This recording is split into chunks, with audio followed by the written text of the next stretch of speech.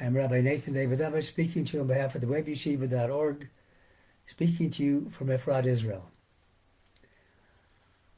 We are about to observe the wonderful holiday of Shavuot, the time that the Jewish people received the Torah from God. What do we have to do to prepare for receiving the Torah? There are two major things that we need to talk about. The first thing that we need is that we need to be united. We need to have achdut, unity, among the Jewish people. How do we know that? Because before the Torah is given, the Torah relates that the Jews, after traveling in the desert, came to Har Sinai, to the mountain of Sinai, and it says that the Torah says, "Vayichan sham neged hahar," that it's referring to the millions of Jews who came out of Egypt, and it says "Vayichan" in the singular. They camped there opposite the mountain. And the question is asked by Rashi, why does it say language in the singular? It should say a plural language for "and they camped." Vayichan is he camped. He, the whole children of Israel.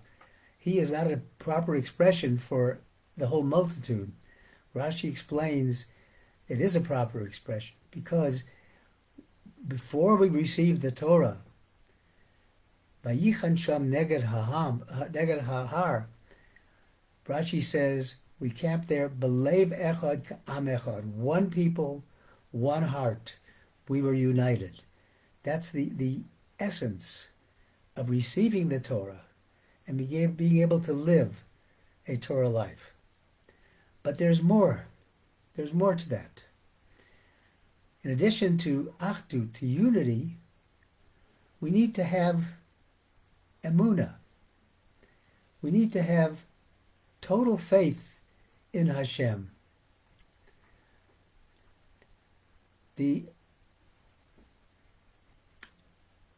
Torah teaches us, the sages teach us, that the Torah was only given to those people who ate the manna in the desert. What does that mean?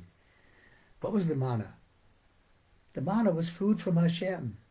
When we were in the desert for 40 years, we had total emunah. We had total belief and faith that God would take care of our needs. We knew that everything that happened would come from Hashem. And we didn't rely on anything else. We didn't rely on ourselves. And this is a very important message. To get the Torah, you have to have emunah. You have to believe in God. And you have to believe in God's presence, not only in the world, but that God is involved running the world. And the very first commandment says,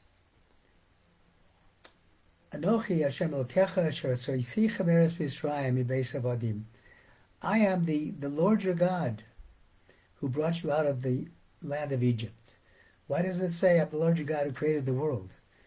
Because we are taught that God is present, not just the creation of the world, but God is involved in every single thing that we do, and that is the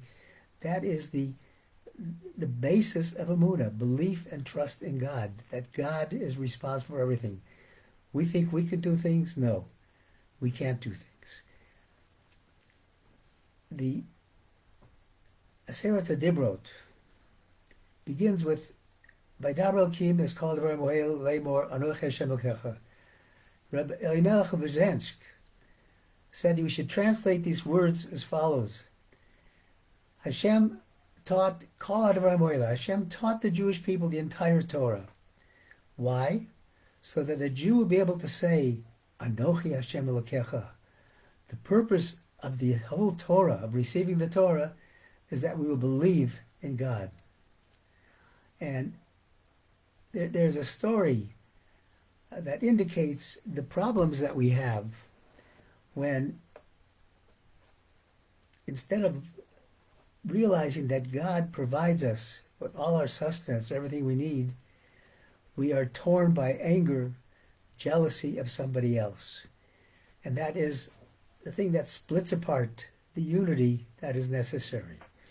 And I want to illustrate this with a story that was told by, was brought down by Rav Biederman. And it's a story that Rav Meir Miprabba Shalom used to say every year before reading the Aseret Dibrot, the Ten Commandments. And he tells a story of the king of Austria once, who asked one of the great rabbis, Reb Shimshon Wertheimer. He said, "Why is it that the Jews have suffered all these years, many, many years, many troubles?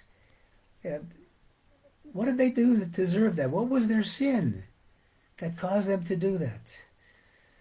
So Reb Shimon answered them. He said, all of this was due to kina and sina, jealousy and hatred. And the king heard this, and he said, that's not a good enough answer. I don't believe that answer. I want you to go back and think about another answer and come back in 3 days. And if you don't give me a satisfactory answer, you will be killed and your people will be punished. So Reb Shimshon went home, and he had a dream. And the dream told him, what you told the king was absolutely right. The Jewish people have been suffering all these years because of jealousy and hatred of one another. Kina and Sina.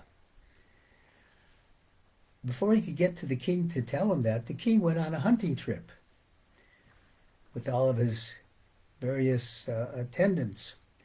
And in the forest, the king was so engrossed in hunting that he lost track of where everybody was. Everybody lost track of him. It became dark, and the king is looking around for all of his attendants to give him a ride home, and nobody's there. Everybody thought the king went home already. So here he is lost in the forest. He doesn't know what's going to happen. He's worried. He says, there's wild animals here. They don't know that I'm a king. To me, I'm another human being that's fitting prey for them.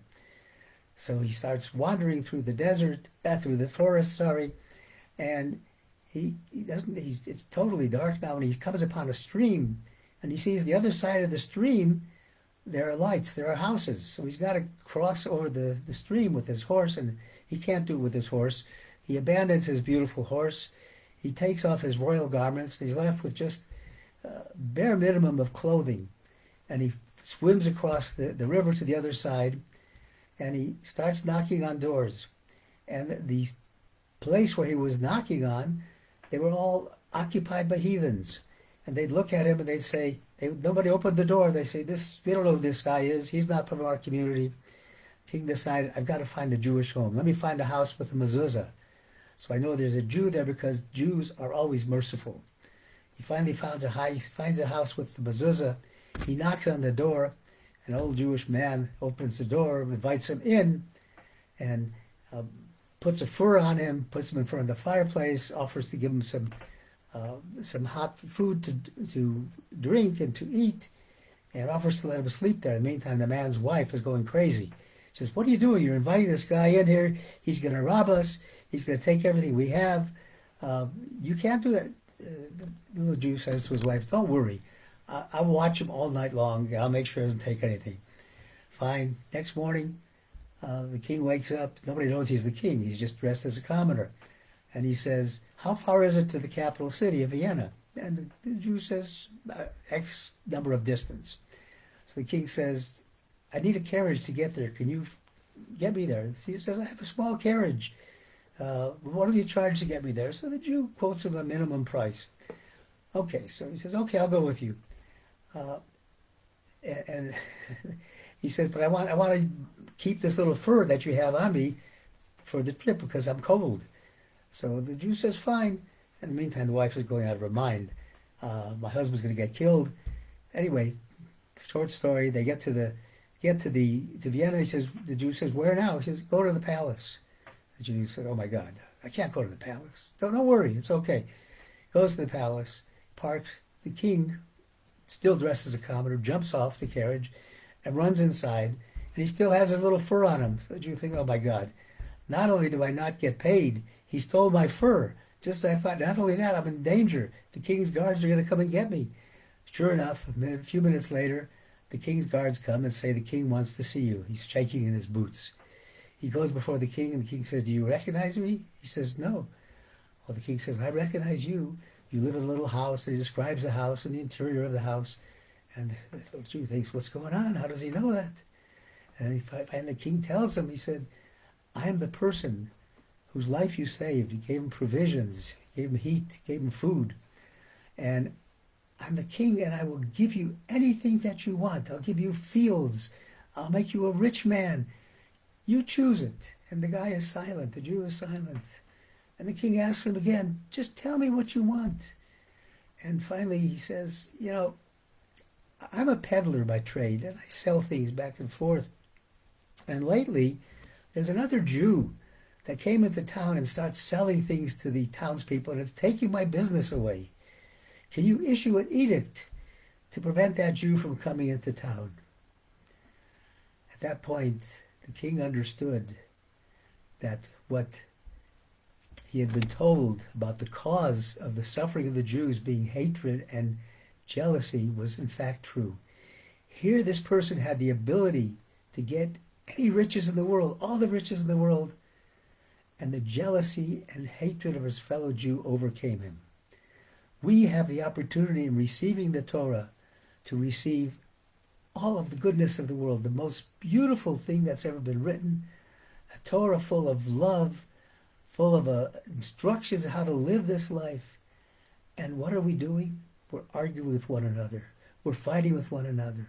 We're forgetting that we have to have achdus. We have to understand that whatever happens to us is from Hashem. So we need emunah, faith in God, belief that God is there for us, and achdut and unity. With that, we'll be prepared to receive the Torah. I wish everybody a wonderful Shabbat, first of all, and a Chag Sameach for Shavuot, which begins Sunday night. Thank you for listening on behalf of the webyeshiva.org.